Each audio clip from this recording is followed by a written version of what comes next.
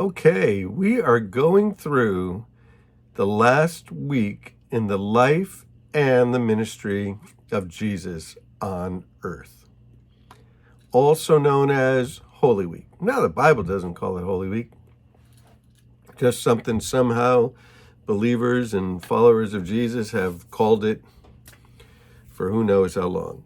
Well, when does this Holy Week start and when does it end?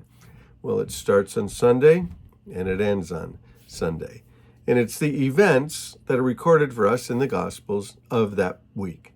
Now, the Gospels are kind of interesting in that the last 25% to a third of the Gospels talk about that week. So you're reading through the Gospels and you get to a certain point, and then the last 25% of the book is all about this last week that we're calling Holy Week. And we're going through the events of it to see what happens there and leading up to the cross, the things that happened leading up to the cross, the death of Jesus, and we'll end with the resurrection on Sunday. So we're picking up in Mark chapter 11, and there's an awful lot of stuff here going on.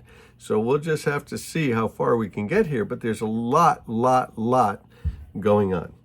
So we're going to pick up in Mark chapter 11, verse 27. So if you're following along in a Bible, you'll notice that in verse 27 it says, they arrived again in Jerusalem, and while Jesus was walking in the temple courts, the chief priests, the teachers of the law, and the elders came to him. So what's happening here is during this last week, there's thousands of pilgrims, tens of thousands of pilgrims that come to Jerusalem for the Passover. The Passover, again, going all the way back to the book of Exodus, when it's depicting they came out of Egypt, they came out of slavery by the blood of the lamb. The innocent lamb was slain, and when the innocent lamb was slain, they came out and were delivered. So these people, the Jewish people, the Hebrews, the Israelites, they are under bondage again, and this time with Rome. And they're desiring to be set free from Rome, and they're looking for the Messiah to come and to do that. They're looking for the King of Israel to come and to do that for them, to release them, just like happened before in Egypt. So Jesus is gaining notoriety, and they think he might be that king. You can imagine he raises the dead, he gives sight to the blind, he makes deaf ears hear. And so right here in verse 27, it says they arrived again.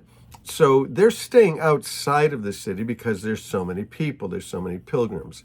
So there's no room for that big group of people that Jesus is traveling with in the city.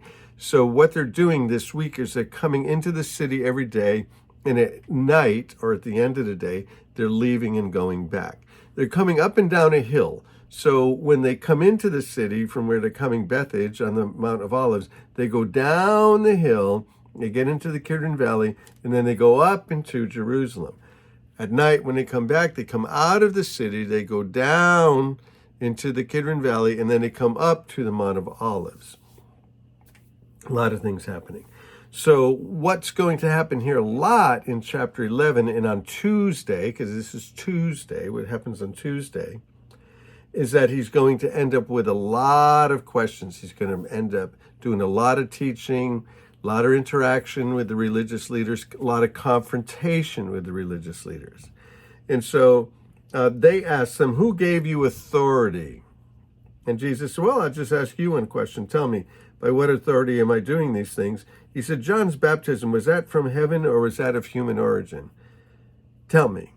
And they discussed it among themselves, and they said, if we say from heaven, he'll ask, then why didn't you believe him? And if we say of human origin, they feared the people because the people thought John was a prophet. So they answered Jesus, well, he said, well, we don't know. He said, well, then neither am I going to tell you by what authority I'm doing these things. They're just looking for a fight. They're not really looking to know the answers to these questions. Now, in chapter 12 here, Jesus gives this story of, we'll read it. 12, verse 1, a man planted a vineyard and he put a wall around it and he dug a pit for it put a wine press in there, and he built a watchtower. And then he rented it out to some farmers, and he moved to another place. And at harvest time, he sent his servant to go collect the fruit, and they seized him and sent him away. They didn't want to do it. He sent another servant. They struck him, and they treated him with shame. He sent another one, and they killed him. And he sent many others, and one of them, and the one that they killed. And he sent others, and some of them they beat, and others they killed. He only had one left to send. So he sent his son, whom he loved, it's Jesus, John 3:16. And he sent the last one, was saying, they'll respect my son. But the tenants said to one another, this is the heir, let's kill him, the inheritance will be ours. So they took him, and they killed him, and they threw him out of the vineyard. And Jesus said, what will the owner of the vineyard do? He'll come in to kill those tenants and give the vineyard to others. Haven't you read, the stone that the builders rejected has become the cornerstone. The Lord has done this, and it's marvelous in our eyes.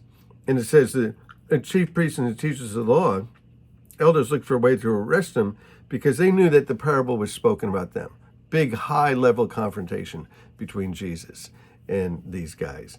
And so the account there is that God had given all of this, the prophets, the Old Testament, the deliverance, the Passover, to the Jewish people, and now the Messiah has come, and they're going to reject him. And they know that Jesus is talking about them. Then they ask, should we pay taxes? And Jesus said, well, whose picture is on the money? And they said, Caesar. He said, well, if Caesar's picture's on it, must belong to him. Give it to him. And they're like, man, we just can't trap this guy. And so they do some other things. They try to trap him with what's the greatest commandment. And Jesus said, well, he said, it's sort of simple. Love the Lord your God with all of your heart, soul, and mind.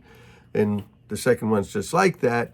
Love your neighbor as yourself. And they're like, man, we just can't get this guy. So they keep asking him questions. They keep trying to trap him. They can't trap him. They can't get him anywhere. This is also where Jesus is watching, where they put the money in the box. And this widow comes. Jesus sat opposite the place where the offerings are put, and he's watching the people put the money in. Well, today he's watching who's putting money in the box too. We think the box is sort of private. Nobody notices whether you put money in or not. No, I don't. I've made it a policy to. I really don't want to know that. But Jesus does. He's watching it. And many people threw in large amounts, but poor widow put in her 2 copper coins worth a few cents. And Jesus said to his disciples, he said, you know what? He said, that lady, she put more into the treasury than all of the others, because they gave out of their wealth, but she, out of her poverty, put everything she had to live on. And now we're talking about that lady today. We're not talking about the rich people who gave a little tiny bit, gave a lot, big numbers, but didn't really hurt them. So then you have chapter 13. This is sort of interesting. Chapter 13 is where Jesus goes into this discourse about what's happening in the end of time. And he brings it all the way out to the end. A prophecy about his return, prophecy about the end of the world, prophecy about, again, him coming back. And so we don't have the time to look in all of that, but you can read it in chapter 13 of Mark. You can also read it in Matthew chapter 24. This also, we get into chapter 14, where it says, now the Passover and the festival of the unleavened bread were only 2 days away. So watch the calendar here. It's Tuesday, and 2 days away is when the Passover begins. That's going to be on Thursday. Passover begins on Thursday. Jesus is crucified on the Passover. We'll talk a little bit more about that in a moment, because a lot of people think he was crucified on a Friday because of the way that the church has done the calendar and done Holy Week. But how do you get 3 days and 3 nights out of Friday? So we'll come to that. It's kind of interesting. It's something that you want to explore, and it makes great conversation with people. Great witnessing tools, just talk about these controversies. People like to talk about them. And so the Passover, the festival of unleavened bread were only 2 days away, and the chief priests and the teachers of the law, they were scheming to arrest him and secretly kill him. But they said not during the festival. They didn't want to do it on the Passover. Why didn't they want to do it on the Passover? Well, because it would make a big deal on the Passover. So they didn't want to do it on the Passover. But Jesus is going to fulfill all of the prophecies, and he is going to be crucified on the Passover. Why? Because he is the Passover. We'll talk a little bit more about the Passover next time.